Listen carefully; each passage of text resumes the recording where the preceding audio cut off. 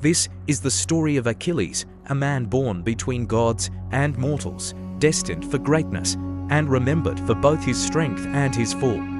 Achilles was not born into an ordinary world. His mother, Thetis, was a sea goddess, known for her beauty and power. His father, Helios, was a mortal king. From the moment Achilles entered the world, the gods already feared him. There was a prophecy that said the son of Thetis would be greater than his father. To protect themselves, the gods forced Thetis to marry a mortal. But even then, Thetis knew one truth: her son would be hunted by fate. To save him, she carried the infant Achilles to the dark waters of the river Styx. She lowered him into the river, letting its magic seal his body with protection. No blade could cut him, no fire could burn him. But as she held him, her hand gripped one small place. His heel never touched the water. That single moment would follow Achilles all his life. Achilles grew into a warrior unlike any other. Faster than horses, stronger than trained soldiers. His presence alone commanded respect. He was trained by Chiron, the wise centaur, who taught him more than combat. Achilles learned honor, restraint, and the burden of power, yet even Chiron could not fully tame him. Achilles carried to things within him greatness and rage. A prophecy followed him into adulthood. He could live a long, quiet life or a short life filled with glory. Achilles chose glory. When war rose between Greece and Troy, Achilles' name was whispered like a weapon. The Greek kings knew the truth. Without him, Troy could not fall.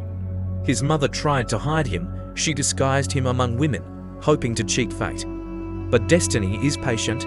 Achilles was discovered, armed, and sent to war.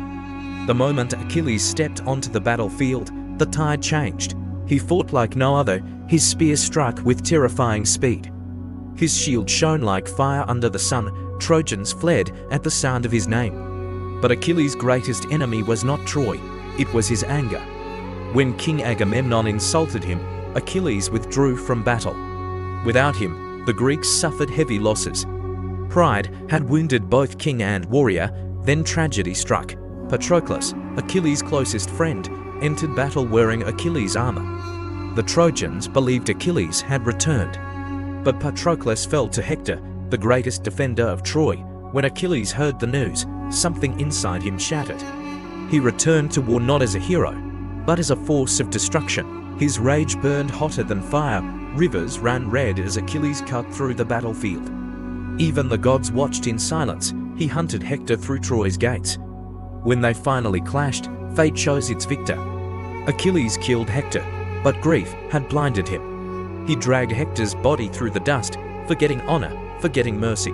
Later, standing before Hector's grieving father, Achilles learned a painful truth. Even heroes must learn compassion, yet fate does not forget. During a later battle, Paris of Troy loosed an arrow.